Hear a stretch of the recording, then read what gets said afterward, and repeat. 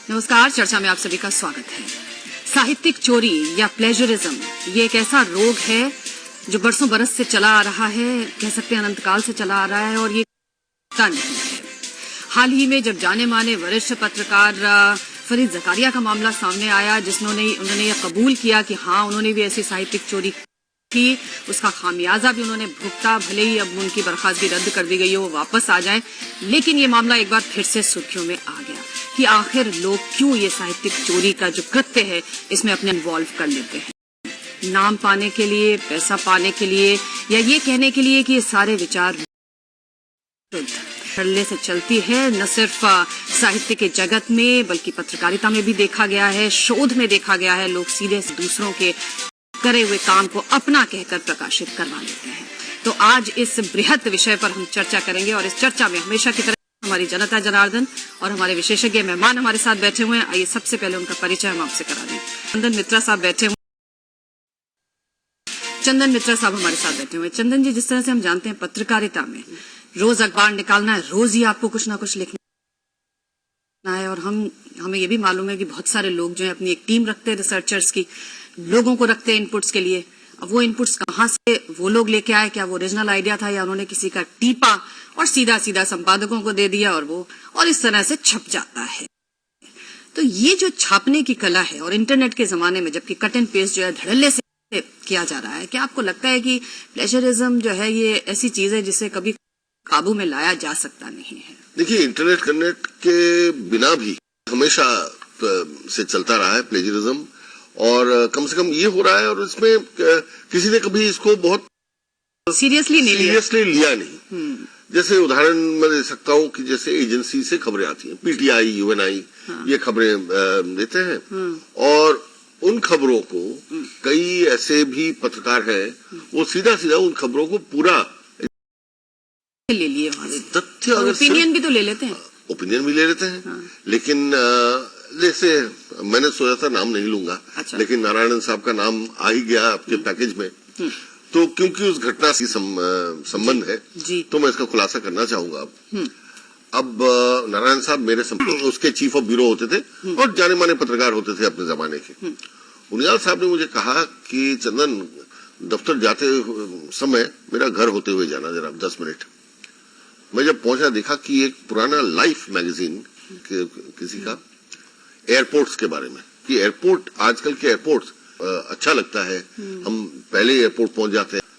मैं थोड़ा पढ़ के मैंने कहा एक कॉमा, फुल स्टॉप, कुछ नहीं, और इन्होंने वहां न्यूयॉर्क एयरपोर्ट और एकदम सीधे से न्यूयॉर्क 1996 बहुत लोग जाते हैं वहां फ्लाइट से, लेकिन 96 में बताइए न्यूयॉर्क एयरपोर्ट तो बहुत कम लोगों ने देखा होगा। पुराने संपादक रहे हैं, इसमें दिक्कत आ सकती है, लेता हूँ। फिर दिन ऑफिस में आके मैंने सारे अपनियों से बातचीत की, मैंने कहा और उसका आप देख रहे हैं हुबहू किसी ने नकल किया, वो भी संपादक इतने बड़े। आज देखिए, यही तो मैं नहीं छाप सकता, और मैं समझता हूँ कि छापना चाहिए, क्योंकि आपने इसका वो डिस्कवर किया, वो ओपिनियन इधर लगा देता है उसको। एक स्तंभकार राइटर के या शॉर्ट काट लेते हैं, समझते हैं कोई प्रवृत्ति है साहित्य जगत में भी बहुत ज्यादा हमने। देखिए, साहित्य जगत बड़ा उदार है, सूची लेके कभी बैठते हैं, और जो देर से आए वो के माता पिता का पता। कभी आपके साथ भी ऐसा हुआ, खुद ही अपनी कविता सुन रहे हैं कहीं बैठ के? मैंने अनेक बार ऐसा कहा। और फिर क्या होता है, मैं कैसे प्रमाणित करूं? चीजें मिलती थी मेड बाय यूएसए, तो आम आदमी को तो बाय और इनमें फर्क पता नहीं चलेगा। बात ये थी कि वो था made by Nagar Sindhi association. जी, बने रहिएगा चंद्रा साहब, अगले रिएक्शन के लिए आपके पास तुरंत लौटेंगे। पेश पंत साहब हमारे साथ हैं। जिस तरह से फरीद ज़कारिया साहब भी कह रहे हैं कि साहब मैंने जो काम किया है वो कोई उस लेवल का थोड़ी है कि मैं फुट नोट्स लगाऊं और सौजन्य से वो सब करूं। नहीं, मतलब ये लोगों का कह रहे होंगे, और लोग भी ये बात कहते हैं कि हम इस तरह के लेखों में क्यों देखा है कि साइंस में भी जो शोध है, खासतौर से मौलिक शोध है, उनकी कमी है और देखा गया है कि यूनिवर्सिटीज में अब इसके लिए प्रयास हो रहे हैं नए सिरे से चीजों को वही कट एंड पेस्ट करके पुराने शोधों को निकाल के और उन्हीं पे अपनी थीसिस जो है रच दी जाती है। साइंस में भी ये बहुत ज्यादा चीज चल रही है। देखिए, हमें ये भी जाता क्या, चोरी तो हम सब समझ रहे, लेकिन मौलिकता भी समझनी होगी और कई दफा ऐसा हुआ है।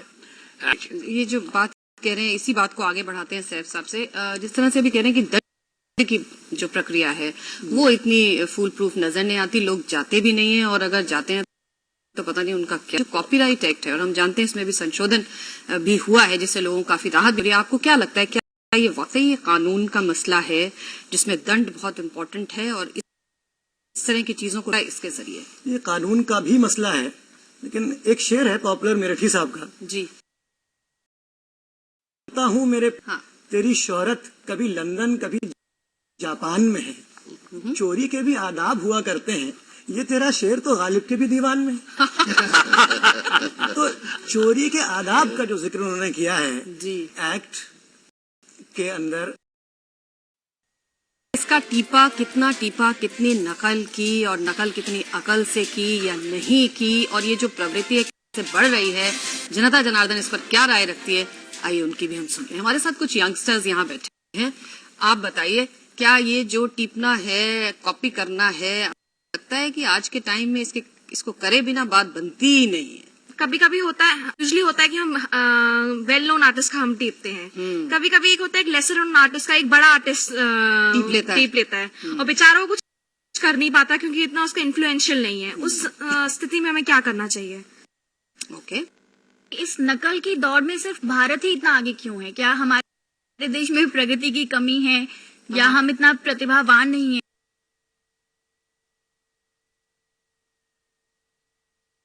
ऐसी क्या कमी है कि भारत ही इसमें क्यों है आगे? भारत इसमें क्यों? पुष्पा जी, क्या वाकई भारत आगे है? अगर भारत आगे होता और वो असली भारत का प्रतिनिधित्व अपने पैदाइश से नहीं करते हैं, वो एक अल्पसंख्यक जानते हैं और नहीं जानते, वेब पृष्ठ और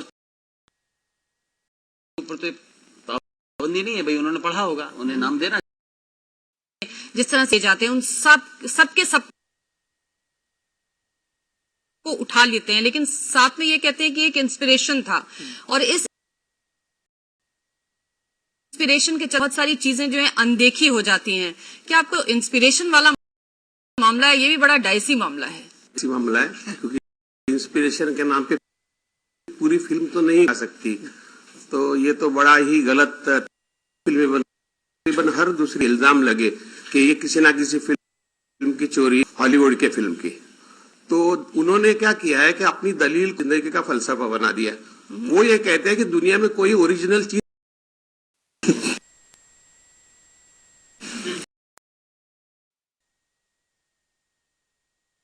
नहीं करते। कितना मासूम बड़ा बहाना है भाई। मासूमियत बहुत है। नीलम, मैंने बहुत पहले कहा था, there is no copyright but right to copy.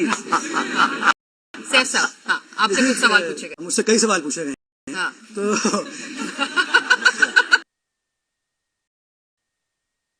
और जो सबसे पहला सवाल पूछा है वो लगता है उन्होंने खासतौर मुझसे इसलिए पूछा है क्योंकि मैंने खुद भी पढ़ा। अच्छा जी। तो somebody had copied, it means they had searched. Now that person had copied, it means he is researching. तो ऐसा नहीं है सर। देखिए, पहले मैं बता दूंगी, ये कॉपीराइट जो है ये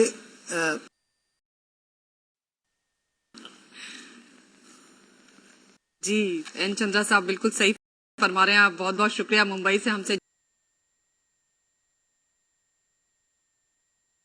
जुड़ने के लिए। जी सैफ साहब, फाइनल कमेंट्स आप क्या देंगे, खासतौर से जैसे कि अभी ऐसा बनाए कि जो वाकई लोगों के काम आए और इस तरह से मजबूती दी जाए ताकि इस तरह की चीजें कुछ सुरक्षित रहें? इसमें मैं दो बेसिक बातें लगा कि आप इसको सस्पेंस रखिए। अरे नहीं, क्वेश्चन पूछेंगे, रीडर से बताइए। Love in Tokyo, love in Tokyo picture में एक गाना है, मुझे तुम मिल गए हमदम तो ऐसा हो। अच्छा, और आप अभी तो यहाँ गाना तो संभव नहीं है, लेकिन सुना है आजकल के इस युवा पीढ़ी में तो बहुत लोगों ने सुना नहीं होगा इस गाने को, लेकिन किसी समय एकदम हूबहू ऐसे कई उदाहरण बहुत है। अभी जुम्मा चुम्मा दे दे ये, और उससे ठीक पहले ही पिक्चर थानेदार, उसमें था तम्मा तम्मा लोगे। Yes yes yes. ये उस समय बड़ा बहुत अच्छा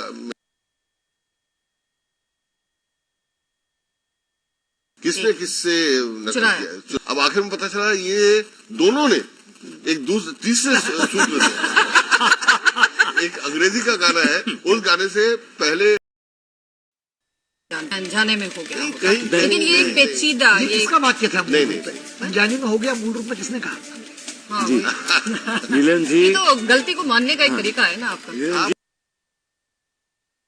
आप तो अपने विवेक से पूछना पड़ेगा ना कभी। अपनी एक मासूमियत के साथ लोग ऐसी बात कहते हैं, लेकिन मामला ये पेचीदा है, इसमें कोई शक नहीं है। और कानून से ज्यादा ये नैतिकता का मामला है कि हम अपने प्रति ईमानदार हैं, दूसरे के प्रति तो बाद में, लेकिन अपने प्रति जो भी हम काम करते हैं उसके प्रति हम कितने ईमानदार हैं, ये बात जो है कहीं ना कहीं दिमाग में हमेशा रहनी चाहिए। और ये जो प्रवृत्ति है इस पर पूरी तरह से कुछ नहीं लगाया जा सकता, ये सिर्फ आपके अपने सोचने और समझने की बात है। अगले हफ्ते एक नए विषय के साथ आपसे मुलाकात होगी, तब तक के लिए इजाजत दीजिए, नमस्कार।